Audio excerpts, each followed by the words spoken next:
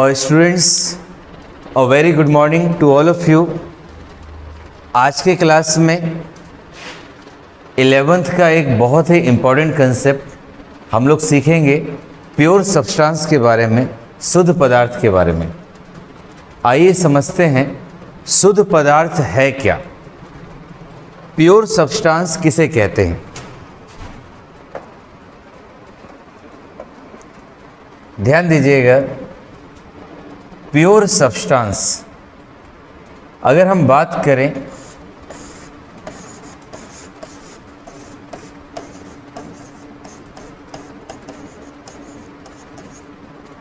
Pure substance, तीन बातें इसके बारे में करेंगे, ध्यान दीजिएगा।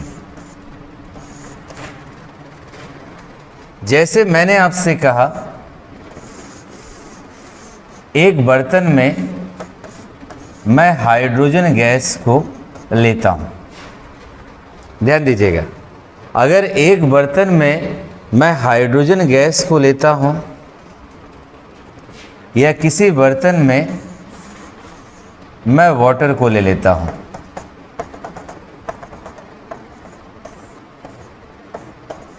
मैं किसको ले रहा हूँ?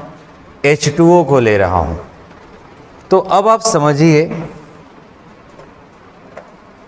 अब मैं इस बर्तन को एक भाग कर दूं, दो भाग कर दूं या तीन भाग कर दूं, कहने का मतलब है हर भाग में कौन सा गैस प्रेजेंट होगा?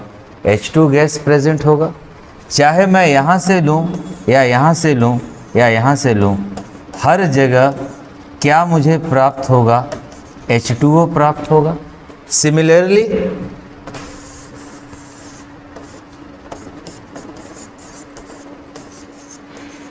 मैं एक आयरन का रॉड ले लूँ, मैं इसके किसी भी भाग को देखूँ, हर भाग में मुझे क्या प्राप्त होगा? आयरन प्राप्त होगा। तो प्योर सब्सटेंस है क्या? प्योर सब्सटेंस किसे कहते हैं? बड़ा सीधा और सटीक जवाब, वह एकल पदार्थ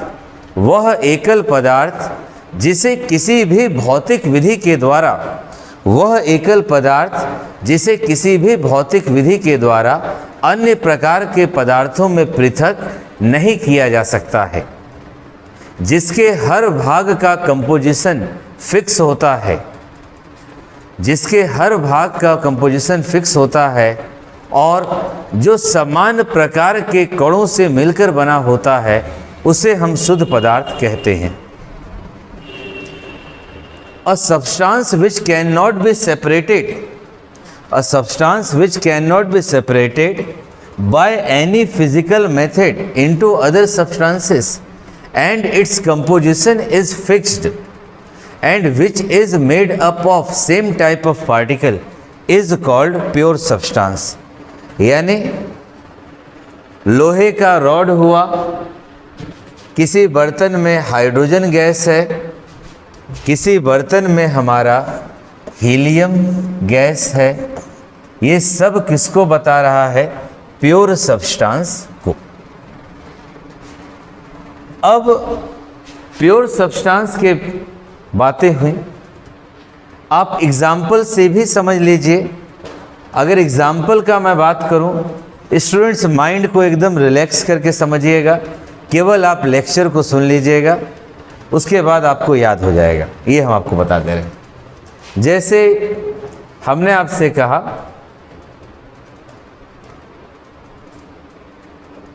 ये कॉपर का ब्रिक है, कहीं से आप कंपोनेंट को लीजिए, कहीं से भी आप लीजिए, हर जगह आपको क्या मिलेगा? कॉपर। यानी इसका कंपोजिशन हर जगह निश्चित है।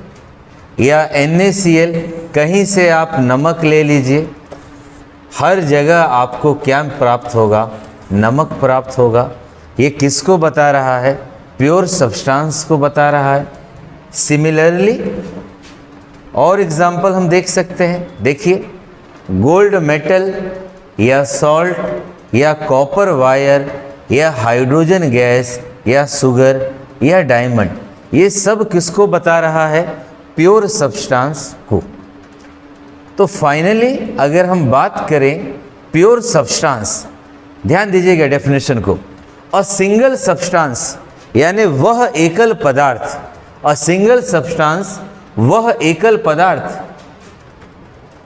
Which can not be separated, जिसको अलग नहीं किया जा सकता, into other type of substance, यानी मैंने कॉपर दे दिया तो कॉपर ही रहेगा, एक बर्तन में पानी ले लिए तो पानी ही रहेगा, एक बर्तन में हाइड्रोजन गैस ले लिए तो हाइड्रोजन गैस ही रहेगी। By any physical process, physical process का मतलब है छानकर, फिजिकल प्रोसेस का मतलब है छानकर, उसे बोलेंगे प्योर सब्सटेंस। और उसका कंपोजिशन क्या होगा, डेफिनेट होगा। Pure substance one type of particle से मिलकर बनेगा। ये पार्टिकल तुम्हारा एटम भी हो सकता है, मॉलिक्यूल भी हो सकता है, कंफ्यूज नहीं होना। यानी पूरी बातों को कंबाइन करें तो बड़े आराम से वह एकल पदार्थ जिसे किसी भी भौतिक विधि के द्वारा अन्य प्रकार के पदार्थों में पृथक नहीं किया जा सकता, जिसका संगठन निश्चित होता है, जो एक ही प्रकार के कणों से मिलकर बना होता है, वो कण आपका परमाणु भी हो सकता है, अणु भी हो सकता है, उसे हम क्या बोलेंगे, प्योर सब्सटेंस। आइए आगे बढ़ते हैं।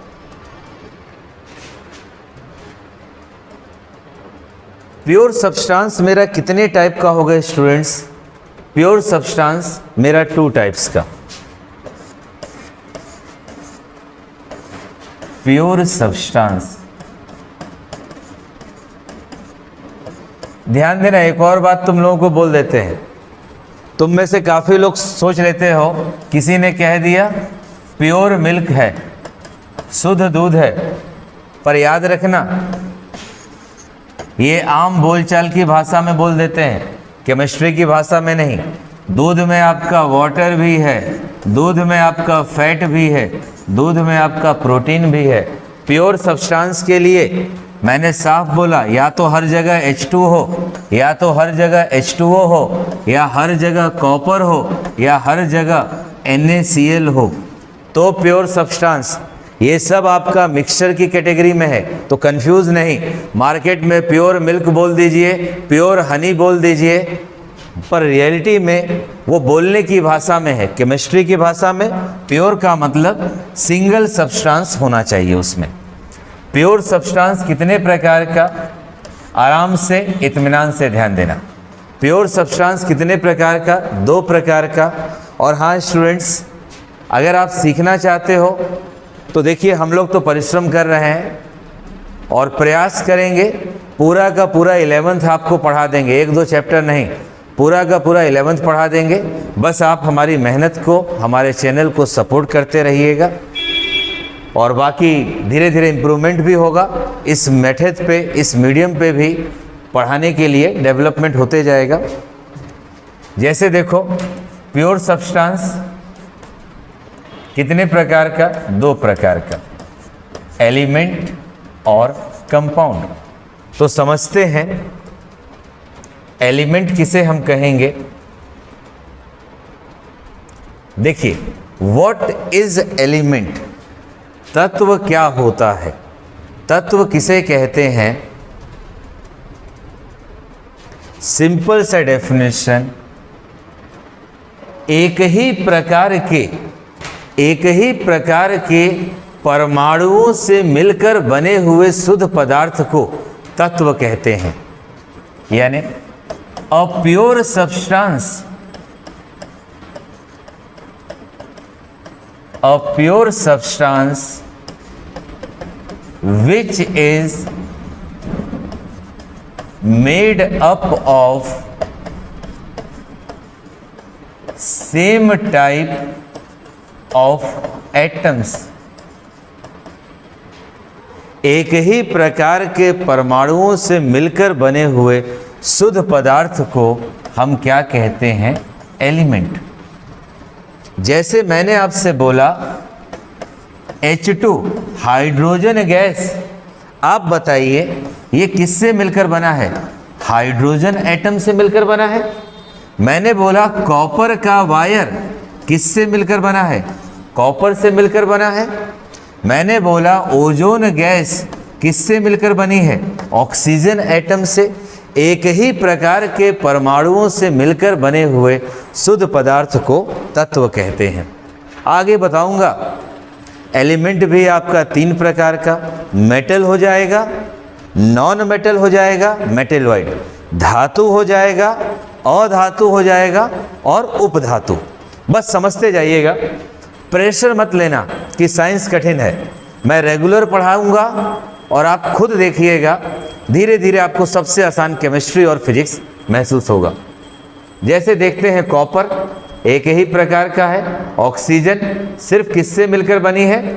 ऑक्सीजन एटम से। हीलियम सिर्फ He से मिलकर बना है। मरकरी सिर्फ Hg है, एक ही प्रकार का एटम है, इसलिए ये मेरा क्या है? एलिमेंट है। आगे बढ़ते हैं, डेफिनेशन देख लीजिए। एक ही प्रकार के परमाणुओं से मिलकर बने हुए शुद्ध तत्व, शुद्ध पदार्थ को तत्व कहते हैं। इन्हें सरल पदार्थों में विभक्त नहीं किया जा सकता। अब भाई ये हाइड्रोजन गैस है, H2 गैस, जब हाइड्रोजन से ही बनी है तो विभक्त करके कहाँ जाओगे? हाइड्रोजन ही रहेगा। ये ऑक्सीजन है, O2, जब ऑक्सीजन से ही बनी है तो विभक्त करने पे ऑक्सीजन ही मिलेगा। तो इसलिए ये हमारा प्योर सब्सटेंस है, एलिमेंट। समझते हैं एलिमेंट कितने प्रकार का होगा। तो ध्यान देना, मेरा एलिमेंट जो है वो कितने टाइप का होगा? 3 टाइप का होगा। धातु, मेटल, अधातु, नॉन मेटल, उपधातु, मेटेलॉइड। धातु, अधातु और उपधातु। अब एलिमेंट में हम बात करेंगे किसके बारे में? मेटल के बारे में। आइए देखते हैं। मेटल, धातु किसे कहते हैं? मेरे एग्जाम्पल को ध्यान से समझना, हमेशा के लिए याद हो जाएगा मेटल क्या है। मेटल हमारा क्या है, ध्यान दीजिएगा। मैंने लिखा एग्जाम्पल, बोर्ड पे नज़र, मैं सोडियम लिख रहा हूँ। एटॉमिक नंबर कितना होता है? 11। ध्यान देना स्टूडेंट, यानी इसका मतलब प्रोटॉन कितना है? +11। इलेक्ट्रॉन कितना है? -11। प्रोटॉन पॉजिटिव है इसलिए +11 लिख दिया, इलेक्ट्रॉन नेगेटिव है इसलिए -11 लिख दिया, ताकि आपको यहाँ समझ लग जाए। और अगर इसका इलेक्ट्रॉनिक कन्फिगरेशन बोलूँ तो मैं लिख सकता हूँ 2 8 1। अब स्टूडेंट्स इसी प्रकार चलिए हम इधर बताते हैं, नेक्स्ट स्लाइड पे।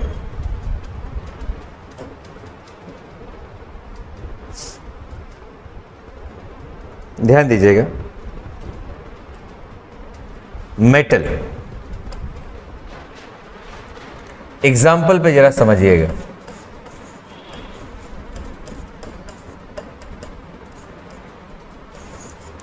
मैंने लिखा सोडियम 11, प्रोटॉन पॉजिटिव होता है 11 हो गया, इलेक्ट्रॉन नेगेटिव होता है 11 हो गया, यानी positive particle +11, negative particle -11। Electronic configuration लिखेंगे 2 8 1 10वीं के हिसाब से। इसी प्रकार मैंने लिखा मैग्नीशियम, ध्यान देना स्टूडेंट, बहुत ज़्यादा आसान है। मैंने लिखा magnesium, proton 12, electron 12, proton plus होता है, इलेक्ट्रॉन माइनस। प्लस और माइनस बराबर है, ये साबित करता है कि मेरा एटम जो है वो न्यूट्रल है, यानी परमाणु मेरा उदासीन है। ये बात क्लियर हुआ। मैं एक और एग्जांपल ले लेता हूँ, जगह है मैं ले लेता हूं एल्यूमिनियम ले लेता हूं, प्रोटॉन 13, इलेक्ट्रॉन 13। प्रोटॉन पॉजिटिव है तो यहां प्लस लिख देता हूं, यहां माइनस। अब इसका इलेक्ट्रॉनिक कन्फिग्रेशन 10वीं के हिसाब से 2 8 3 होगा। अब समझना, मैग्नीशियम हुआ, ये एल्यूमिनियम हुआ। मेटल है क्या? मुझे पता है पहले से सोडियम भी मेटल है, मैग्नीशियम भी मेटल है, एल्यूमिनियम भी मेटल है। तो मैं यही देखता हूं सोडियम के 72 कक्षा में आउटर मोस्ट सेल में, ध्यान दीजिएगा, देखिए हिंदी इंग्लिश मीडियम का मतलब नहीं है, हिंदी और इंग्लिश दोनों लेके चल रहे हैं। सोडियम के 72 कक्षा आउटर मोस्ट सेल में कितना इलेक्ट्रॉन? 1। मैग्नीशियम के आउटर मोस्ट सेल में अगर हम लिखें तो आप बता सकते हैं 2 8 2। कितना इलेक्ट्रॉन? 2। एल्यूमिनियम में कितना है? 3। तो पहली बात मैं बोलना चाहता हूं, वैसे तत्व सामान्यतः जनरली जिनकी 72 कक्षा में, वैसे तत्व जिनकी 72 कक्षा में जनरली सामान्यतः 1, 2 या 3 इलेक्ट्रॉन प्रेजेंट होते हैं, और जो आसानी से इलेक्ट्रॉन का लॉस करते हैं और लॉस करने के बाद पॉजिटिवली चार्ज्ड पार्टिकल का निर्माण करते हैं, उसी को हम क्या बोलते हैं? मेटल। फिर से ध्यान देना, वैसे तत्व जिनके आउटर मोस्ट सेल में सामान्यतः 1, 2 या 3 इलेक्ट्रॉन होते हैं, और जो इनका त्याग करके धन आवेशित कण बनाने की प्रवृत्ति रखते हैं, उसी को हम क्या नाम देते हैं? मेटल, धातु। अब देखो आउटर मोस्ट सेल में कितना इलेक्ट्रॉन? 1। त्याग करेगा, लॉस करेगा तो तीर के आगे लिखना है, गेन करेगा तो तीर के पीछे। अब ध्यान देना, यहां प्लस का 11 माइनस का 11, समझ लेगी, प्लस का 11 माइनस का 11, इसने 1 इलेक्ट्रॉन का लॉस कर दिया, 1 इलेक्ट्रॉन का लॉस कर दिया। यहां प्लस का 12 माइनस का 12, इसने 2 इलेक्ट्रॉन का लॉस कर दिया। यहां प्लस का 13 माइनस का 13, इसने 3 इलेक्ट्रॉन का लॉस कर दिया। अब बताओ, खुद सोचना, 11 में से 1 इलेक्ट्रॉन चला गया। अधिकांश स्टूडेंट कंफ्यूज होते हो कितना प्लस आया कितना माइनस। एक बात याद रख लो कि जितने का लॉस करेगा उतना ही प्लस लिखेंगे। सोडियम के ऊपर 1 प्लस, मैग्नीशियम 2 का लॉस किया 2 प्लस, एल्यूमिनियम 3 का लॉस किया 3 प्लस। अब अगर कोई पूछना ही चाहता है भाई कि क्यों 1 प्लस लिखा, क्यों 2 प्लस लिखा, क्यों 3 प्लस लिखा, उसका जवाब, ये प्लस 11 ये माइनस 11, माइनस 11 में 1 कम हो गया, माइनस 11 में 1 कम हो गया तो 10 को बचाना, तो ऊपर वाले में से 11 में से 10 घटाओगे तो 1 प्लस का आ गया। यहाँ प्लस 12 था माइनस 12, 2 दे दिया इसने, तो माइनस 12 में से 2 कम हो गया माइनस 10, 12 में से 10 घटाओगे 2 ही प्लस आया। ध्यान देना स्टूडेंट्स, यहाँ प्लस 13 और यहाँ माइनस 13, प्लस 13 माइनस 13। अब आप समझिए, खुद ध्यान दीजिए, ये प्लस का 13 है और ये माइनस का 13, इसने 3 का लॉस कर दिया, तो 13 में से 3 घट गया 10 बचा, 10 बचा ना। अब माइनस वाला 10 हो गया, प्लस वाला 13, 13 में से 10 घटाओगे तो कितना, प्लस का 3 आ गया। सिंपल सी बात। और अगर इसमें भी कंफ्यूजन हो, याद रखना तीर के आगे जितना लॉस करेगा उतना ही इसके ऊपर प्लस हमें लिख देना है। तो अब डेफिनेशन बनाते हैं। इस धन आवेशित कण को हम धनायन कहते हैं, इंग्लिश में केटायन बोला जाता है। तो समझते हैं कि केटायन क्या है। बोर्ड पे ध्यान दीजिएगा। अब बड़ा इत्मीनान से, वैसे तत्व, सच एलिमेंट, वैसे तत्व जिनके आउटर मोस्ट सेल में सामान्यतः 1, 2 या 3 इलेक्ट्रॉन होगा, जो इलेक्ट्रॉन का त्याग करके पॉजिटिव चार्ज पार्टिकल का फॉर्मेशन करेगा, उसी तत्व को हम क्या नाम देते हैं? मेटल। ये हमारा मेटल का कंसेप्ट हुआ। एक छोटा सा डेफिनेशन देख लीजिए, व्हाट इज मेटल। जैसे देखो निकेल है, स्टील है, जिंक है, हम लोग पहले से जानते हैं मेटल है ये। कॉपर हो गया, लीड हो गया, टिन हो गया, सब आपका मेटल है। गोल्ड के बारे में पता है, ये बहुत प्रीशियस, बहुत कीमती धातु है। तो देखिए डेफिनेशन है, सच एलिमेंट विच लॉसेस इलेक्ट्रॉन, वैसे तत्व जो इलेक्ट्रॉन का लॉस करता है, बड़े प्रेम से, बड़े आसानी से, इजीली लॉस करता है। लॉस करके क्या बनाएगा? धन आवेशित कण। जैसे सोडियम ने लॉस किया तो Na+ बना, मैग्नीशियम ने लॉस किया Mg+2 बना, एल्यूमिनियम ने लॉस किया Al+3 बना। उसी को आप क्या बोलिएगा? मेटल। मेटल के आउटर मोस्ट सेल में कितना? 1, 2 या 3 इलेक्ट्रॉन होता है। सेम वही बात हिंदी में भी है।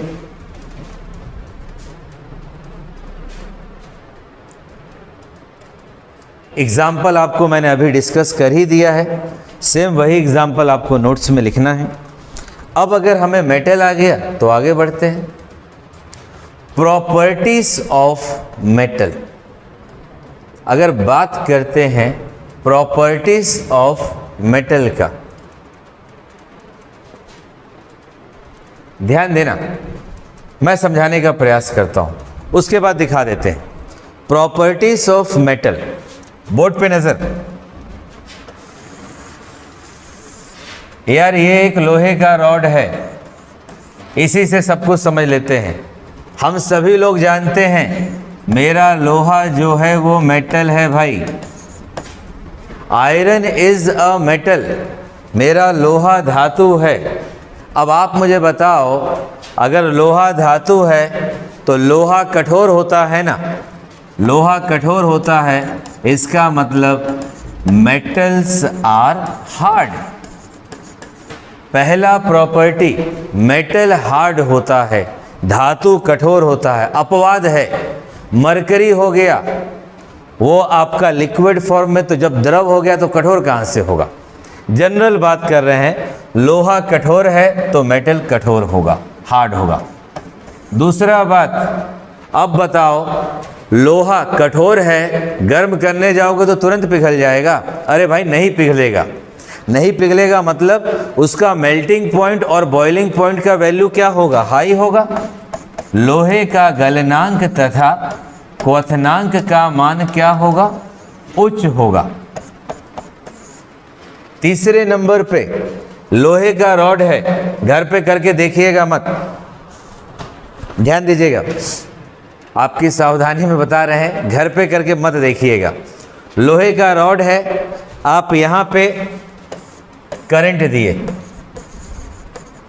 करंट दिए तो यहाँ पे टच कीजिएगा, आपको एहसास होगा कि लोहा इलेक्ट्रिसिटी का बहुत बहुत बेहतर कंडक्टर होता है। सिमिलरली अगर आप यहाँ पे हीट दीजिएगा, हीट का फ्लो होगा और यहाँ पकड़ के रखिएगा तो लोहा गर्म होने लगेगा। तो कहने का मतलब जो मेटल्स हैं, मेटल्स हैं गुड कंडक्टर किसका? हीट का और करंट का, यानी इलेक्ट्रिसिटी का। Metals are good conductor of heat and electricity, यानी धातु विद्युत और ऊष्मा का सुचालक होता है।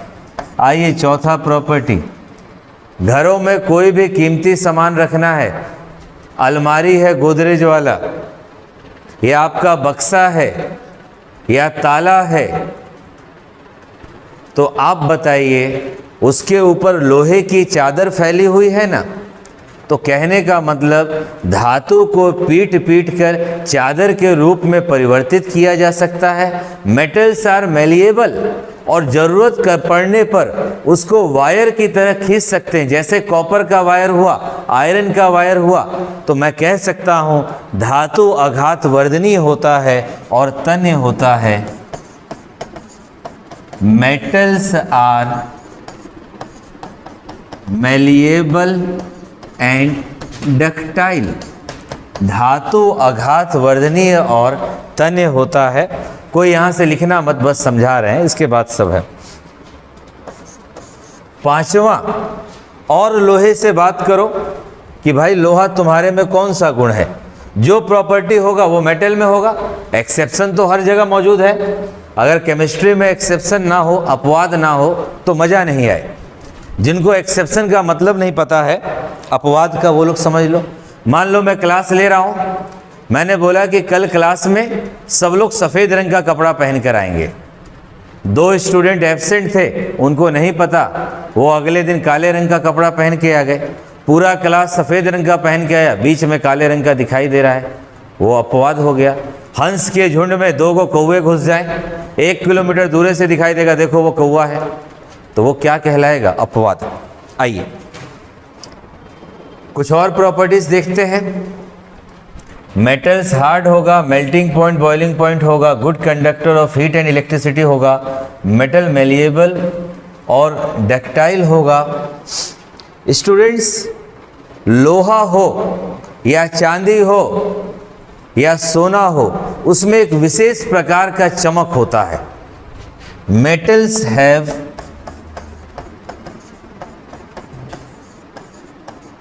Metallic lustre.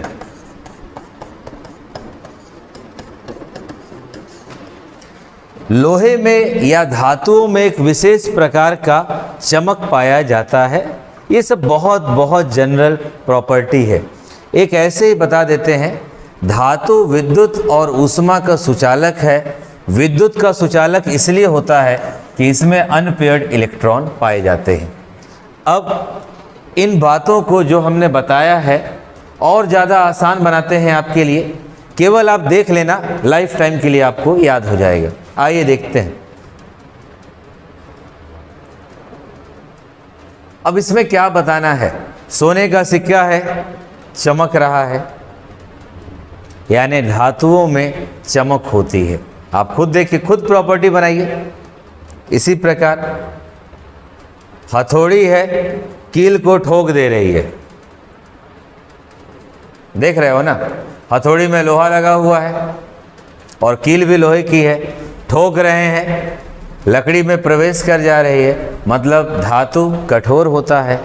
कठोर होगा तो ऑब्वियस है melting point, boiling point hard होगा। आइए और आगे बढ़ते हैं। आप यहाँ पे देखिए, ये कॉपर है, कॉपर को वायर के रूप में बदल दिया गया, यानी धातु तन्य होते हैं, इन्हें तार के रूप में परिवर्तित किया जा सकता है। डक्टाइल होता है, पीट पीट के चादर के रूप में मैलिएबल होता है, बदला जा सकता है। आगे बढ़ते हैं। अब आप देखिए, वाह, बहुत बेहतरीन एग्जाम्पल है स्टूडेंट्स। आप खुद देखो, नीचे हम गर्म कर रहे हैं, कुछ बताना ही नहीं है। इसीलिए तो पढ़ाई आज की डेट में आसान हो जाता है।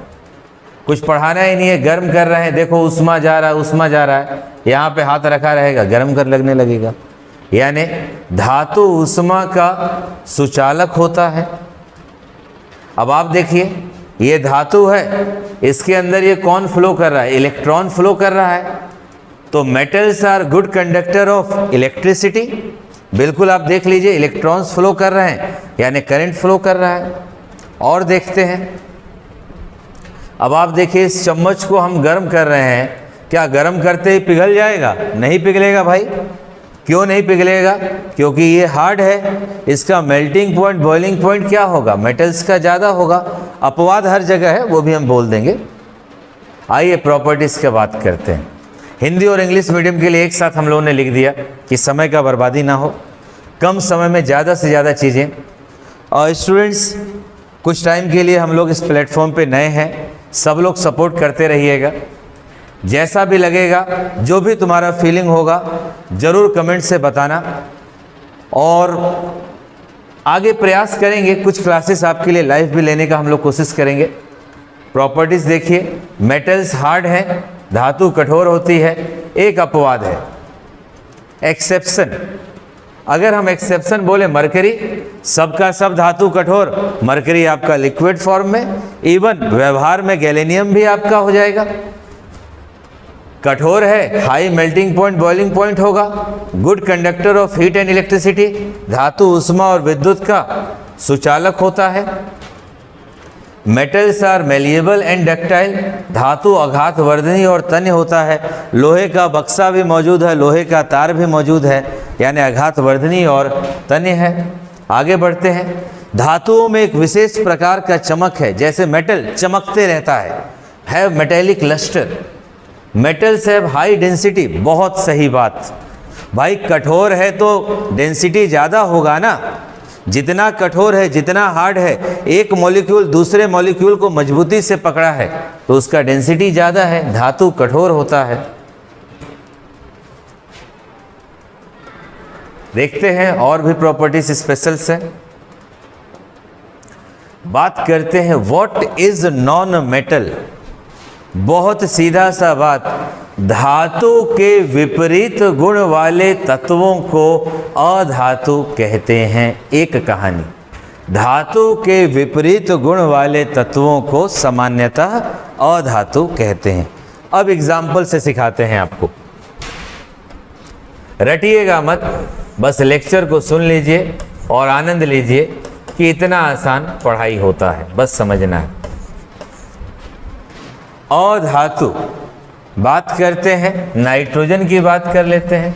बताओ एटॉमिक नंबर कितना? 7, मतलब प्रोटॉन 7 लिखने का अधिकार है मेरे को, इलेक्ट्रॉन 7 लिखने का अधिकार है।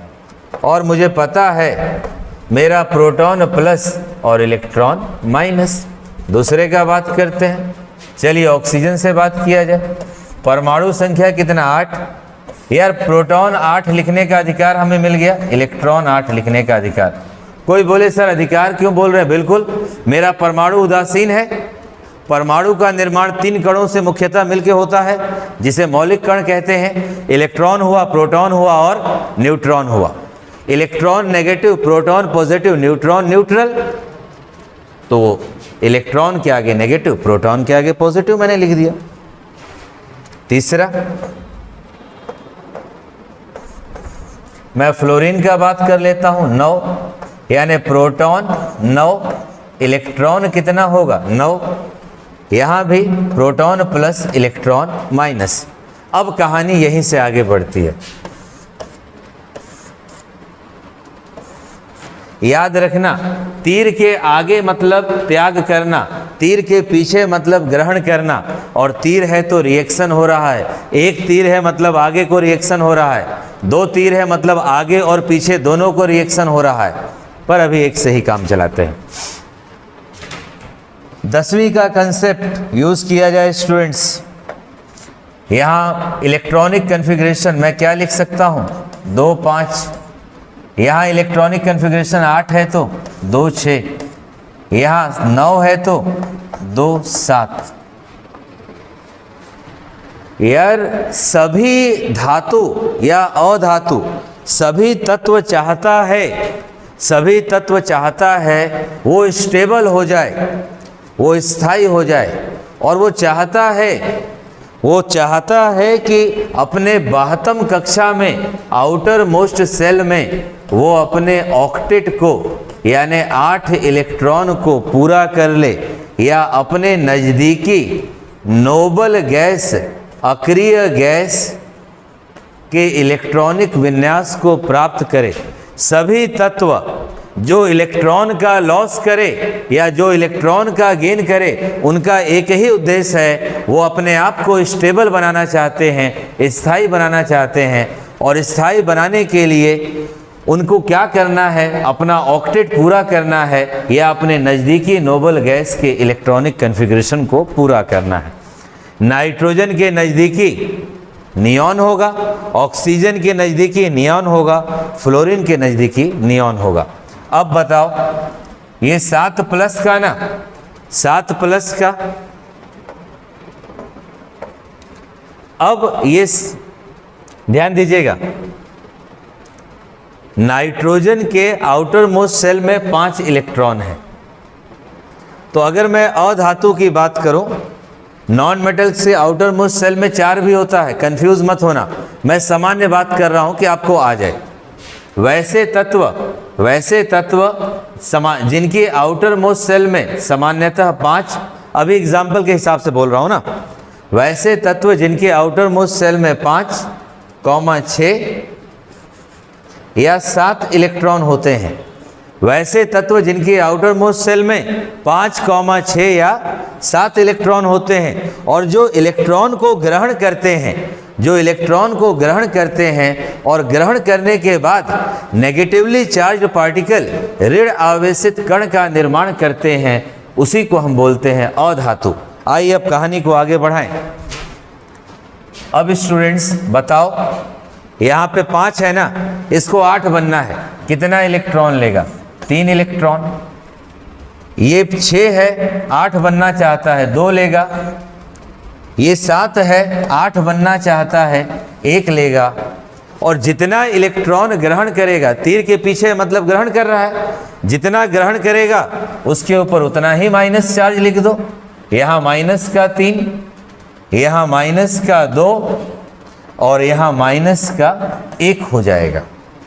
और इस ऋण आवेशित कण को बोला जाता है एनायन, हिंदी में बोला जाता है ऋणायन। अब कोई कहे कि सर ये इतना माइनस क्यों आया? एक जवाब स्टूडेंट कि 3 इलेक्ट्रॉन ग्रहण किया, चुपचाप -3 लिख दीजिए। इसने 2 लिया, -2 लिख दो। इसने 1 लिया, -1 लिख दो। कोई अब और अंदर जंप करना चाहता है, क्यों लिखें? तो उसका जवाब प्लस का 7 माइनस का 7।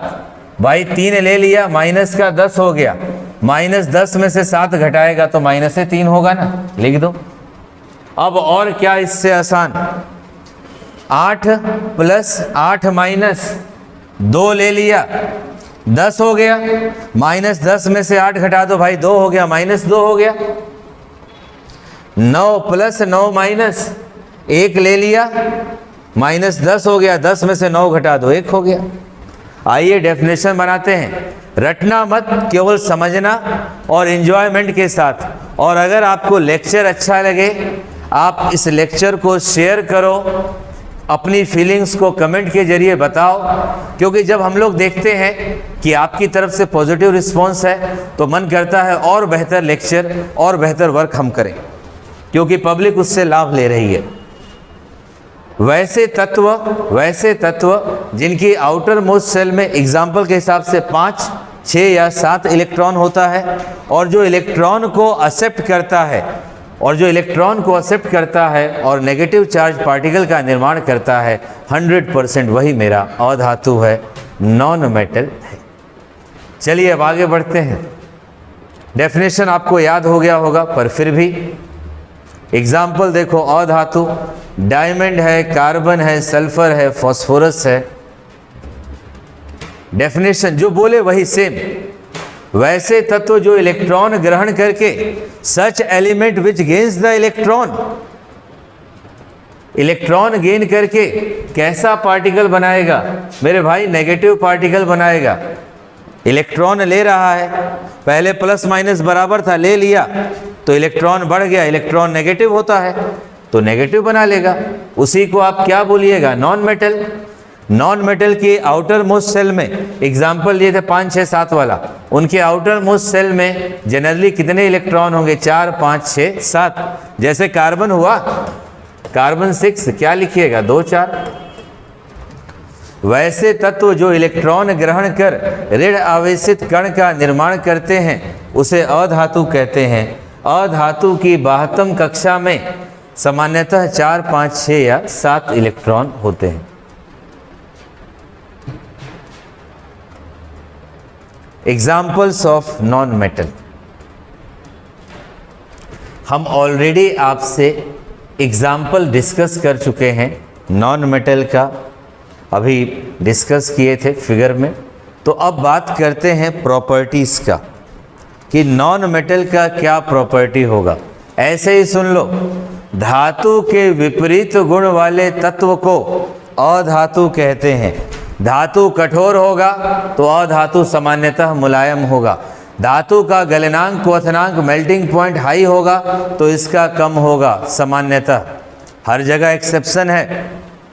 इसी प्रकार धातु good conductor of heat and electricity होगा तो ये बैड कंडक्टर हो जाएगा। अधातु पदार्थ की तीनों अवस्थाओं में पाया जाता है, यह सॉलिड में भी पाया जाएगा, लिक्विड में भी पाया जाएगा, गैस में भी पाया जाएगा।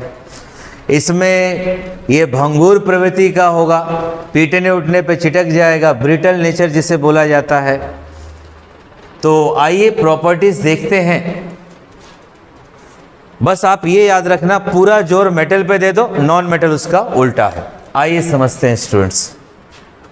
देखिए, धातु से विपरीत गुण वाले तत्वों को या पदार्थों को अधातु कहते हैं। 100% परफेक्ट बात। अधातु पदार्थ की तीनों अवस्थाओं में पाया जाएगा, ठोस होगा, द्रव होगा, गैस होगा। कार्बन ठोस है, तुम्हारा ऑक्सीजन नाइट्रोजन गैस है। द्रव की बात करें तो ब्रोमीन के पास पहुंच जाइए। Non metals are not good conductor of heat and electricity. बिल्कुल, अधातु विद्युत और ऊष्मा का सुचालक नहीं होता है। पर भाई साहब, अपवाद हर जगह है। जैसे ग्रेफाइट को आप ले लीजिए, पेंसिल का नोक, ग्रेफाइट चमक भी रखता है तो वो विद्युत का सुचालक हो जाएगा। Non metals are not malleable and ductile. अधातु आघात वर्धनीय और तन्य नहीं होते, यानी ना तो उनको चादर में बदल पाओगे, ना तो तीर में ना तो तार में बदल पाओगे, बल्कि वो किस प्रकृति के होते हैं? भंगुर प्रकृति, यानी पीटने पे चिटक जाना, जैसे कांच होता है, ब्रिटल नेचर। फिर उसके बाद बात करें, अधातु सामान्यतः सॉफ्ट होता है, मुलायम होगा। मुलायम होगा तो मेल्टिंग पॉइंट, बॉइलिंग पॉइंट कम ही ना होगा। पर एक एक्सेप्शन है स्टूडेंट, आप खुद देखो, ग्रेफाइट को देखो और कार्बन को देखो। सॉरी, कार्बन का 2 एलोट्रोप, ग्रेफाइट और डायमंड को आप देख लीजिए। डायमंड आपका बहुत ज़्यादा हार्ड है, एक्सेप्शन हुआ। डायमंड क्या होता है? कठोर होता है। और अधातुओं का गलनांक क्वथनांक का मान क्या होगा? निम्न होगा। ये सब बोर्ड पे ही रहेगा स्टूडेंट्स, समय समय पे आप लोग स्क्रीनशॉट ले लेना, आप पूरे वीडियो को देखना। मैं फिर बोल रहा हूँ, मैं पूरा प्रयास करूँगा अपना 100% कि आप लोगों को पूरा का पूरा first year, even second year physics और केमिस्ट्री अपने ऑनलाइन चैनल पे टोटल पढ़ा देंगे। आगे बढ़ते हैं। अधातुओं में चमक नहीं होती, अपवाद मौजूद है। आयोडीन, हीरा, ग्रेफाइट। ग्रेफाइट पेंसिल का नोक, धूप में लेके जाओ महसूस हो जाएगा। और हीरे की तो बात ही नहीं करनी है, प्रकाश पड़ेगा तो प्रकाश के अपवर्तन, रिफ्लेक्शन के कारण वो चमकना शुरू कर देगा। और ये मुलायम होगा तो मॉलिक्यूल दूर दूर हैं तो इनका डेंसिटी क्या होगा? कम होगा। आइए अब बात करते हैं, व्हाट इज मेटेलॉइड? ये सबसे आसान, सबसे छोटा। मेटेलॉइड क्या है? बड़ा सीधा सा बात, वैसे तत्व जिसमें धातु और अधातु दोनों का ही गुण होता है उसे उपधातु कहते हैं, उसे मेटेलॉइड बोला जाता है। एग्जाम्पल देखिए, सिलिकॉन हो गया, बोरोन हो गया, जर्मेनियम हो गया, एंटीमनी हो गया, पोलेनियम हो गया। काफ़ी इजी है ये आपका। ऐसे तत्व जिसमें धातु और अधातु दोनों का ही गुण होता है उसे उपधातु कहते हैं। Example, germanium, arsenic, silicon, polonium, boron इत्यादि। Such element having properties of both metal and non-metal is called metalloid. और स्टूडेंट्स, काफ़ी अच्छा लेक्चर रहा और मुझे लगता है कि आप लोग एंजॉय करेंगे इस लेक्चर को। लास्ट में जैसे अपने स्टूडेंट्स के लिए हर लेक्चर के लास्ट में कुछ बातें बताते हैं, वही एक बेहतर लाइन से, जब सब साथ छोड़ दें, ध्यान रखना सभी साथ छोड़ दें। बुरा समय किसी का होता है तो अधिकांश लोग साथ छोड़ देते हैं। किताबों को अपना हमसफ़र बना लो, यानी जब सब साथ छोड़ दें तो तुम्हारा साथ तुम्हारा ज्ञान ही देगा, नॉलेज देगी साथ। और जब नॉलेज साथ है तो नॉलेज के बल पे तुम कुछ भी अचीव कर सकते हो। और जब सब कुछ अचीव कर लोगे, जो साथ छोड़ के गए हैं वो पीछे पीछे आ जाएंगे, भाई हम कहीं गए थे अब आप ही के साथ है। तो स्टूडेंट्स, आज का क्लास इतने पे ही रखते हैं, अगली क्लास में कंटिन्यू करेंगे। थैंक्स।